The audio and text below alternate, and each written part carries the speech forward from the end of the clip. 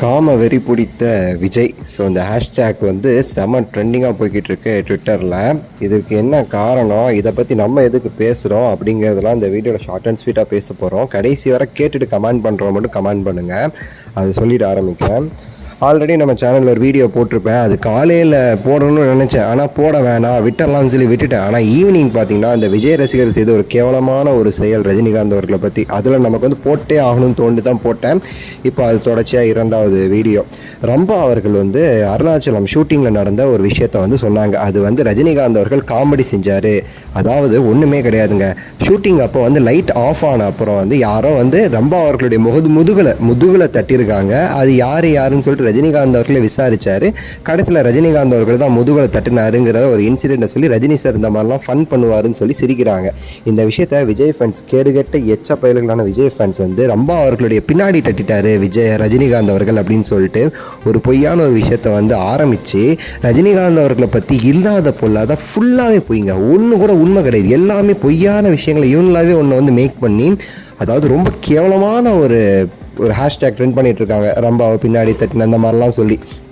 So இதுக்கு நம்ம ஆட்கள், ரஜினி ஃபேன்ஸும் மக்களும், சரிங்களா, விஜய் ஃபேன்ஸோட மக்கள் சேர மாட்டாங்க, ரஜினி ஃபேன்ஸோட மக்கள் சேர்ந்து இந்த விஜய் செஞ்ச சில கேவலமான செயல், அவருடைய படத்தில் வச்ச எச்ச கேவலமான செக்ஸு காட்சிகள் இதெல்லாம் போட்டு பொழந்து அடுத்தடுத்து எடுத்து விட்டுக்கிட்டு இருக்காங்க.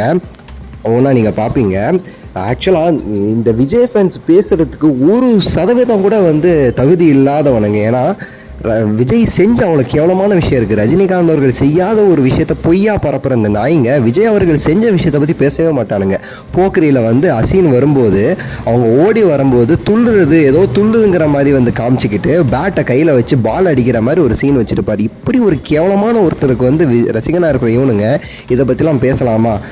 விஜயை வந்து ஒரு பெரிய பொம்பளை பொறுக்கி லெவலுக்கு வந்து அந்த படத்தில் அந்த ஒரு காட்சி வந்து காமிச்சிச்சு. இப்போ பார்த்தீங்களா எவ்வளோ அழகாக வந்து நம்ம ஆண்கள் டேக் போட்டுட்ருக்காங்கன்னு சொல்லிட்டு. இப்படி ஒரு கேவலமான விஷயம் இந்த அளவுக்கு டேக் போகிறது காரணம் விஜய் அவர்களுடைய படங்கள் அவர் செஞ்ச விஷயம். ஆரம்பத்தில் விஜய் அவர்களுக்கு ஆம்பளை சிக்கலான்னு ஒரு பேர் இருந்துச்சு. ஏன்னா விஜய் அவர்களுடைய படங்களில் செக்ஸ் காட்சி இருக்காத படமே இருக்காது. அப்படி செக்ஸ் காட்சிகளை வச்சு தான் விஜய் அவர்கள் வந்து முன்னேறந்தே செஞ்சார். அப்போ தான் 4 பேர் படத்தை பார்க்க வருவாங்கன்னு. அதனால் விஜய்க்கு வந்து ஆம்பளை சக்கிலான்னு ஒரு பேரை கொடுத்தாங்க. விஜய் படம்னாலே வந்து மக்கள் தேட்டருக்கு போக மாட்டாங்களா. ஏன்னா வந்து அந்த படத்தில் வந்து கேவலமான காட்சிகள் இருக்கும். கமலஹாசன் படம் எப்படி இருக்கும் அந்த மாதிரி கேவலமான காட்சி இருக்குன்னு சொல்லி போக மாட்டாங்களாமா. இதெல்லாம் முந்தைய வரலாறு.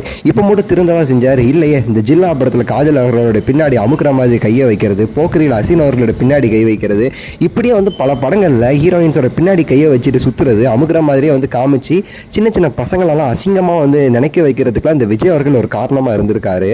இப்போ கூட பார்த்துன்னு வச்சுக்கோங்களேன், இந்த லியோ படத்தில் லிப்லாக்குங்கிற ஒரு சீனை வச்சு கேவலம் பண்ணியிருப்பார். அதுக்கு முன்னாடி வந்து வாரிசு படத்தில் வந்து ராஷ்மிகா அவர்களை வந்து கேவலமாக ஒரு ஸ்டெப்பு போட வச்சுருப்பார். பின்னாடி அப்படியே விஜய் பின்னாடி தடவுற மாதிரியே போயிருப்பார். இப்படி இன்னும் வர திருந்தாத ஒரு காஜி பிடிச்ச ஹீரோ மாதிரி சுற்றுற விஜய் அவர்களுக்கு நீங்கள் ரசிகராக இருந்துட்டு நீங்கள் இப்படிலாம் வந்து பேசலாமாங்கிறதான் பல பேரோட கேள்வியாக இருக்குது. எதுவுமே என்னோட கேள்வி கிடையாது. அவங்க இப்படி தான் கேட்டுக்கிட்டு இருக்காங்க. அப்புறம் என்னோட கேள்வி ஒன்றே ஒன்று தான். விஜய் சார், நீங்கள் முதல்ல உங்களை திருத்திக்கங்க, அதுக்கடுத்து உங்கள் ஃபேன்ஸை திருத்துங்க. எவ்வளோ இடத்துல பாலியல் வன்கொடுமைலாம் நடக்குது கேட்டால் விஜய் ரசிகர் தான் சொல்கிறானுங்க. அதனால் உங்கள் ஃபேன்ஸை திருத்துங்க. அதுக்கடுத்து நீங்கள் அரசியலுக்கு வந்து மக்களை திருத்திக்கலாம். சரிங்களா? உங்களோட கருத்தை சொல்லுங்கள். லைக் பண்ணுங்கள், ஷேர் பண்ணுங்கள், சப்ஸ்கிரைப் பண்ணுங்கள். அடுத்த வீடியோவில் சந்திக்கின்றேன். நன்றி, வணக்கம், மகிழ்ச்சி.